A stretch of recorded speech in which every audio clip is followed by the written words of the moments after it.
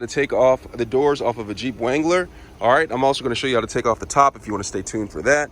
All right, the first thing you're going to need is a Torx bit right here. All right, I have a T50 Torx bit. Make sure you get a Torx bit. You can get this from Ace Hardware, or I'll leave some information in the description part of the page if you want to check that out. All right, so this is the Torx T50 bit right here, so you're going to need that. All right, and then you're also going to need the wrench right here. And what I'm going to do is I'm going to simply slap this into place. All right, slap that into place, press the top back here, make sure it slides in all the way secure, nice and secure. And then you're going to go ahead and put this under here.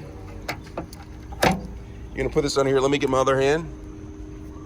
All right, going to put this under here, and then going to make sure you're going to go ahead and just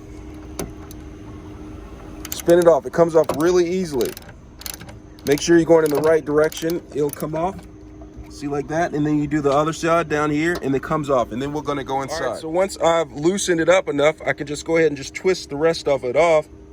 All right, and it comes off like this. You want to save these. Don't lose these. Very important. There's one right here and one right here, and there's another one on the other doors as well. All right, so let's go ahead and go on the inside. All right, on the inside, you have some parts that you need to take off right here. You see, I took the things off in there. So what I'm going to do now is there's a latch up under here.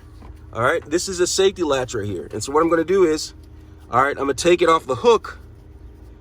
All right, I'm going to take it off the hook. Make sure the door's, it's easier to do with the door closed. All right. Here, let me go ahead.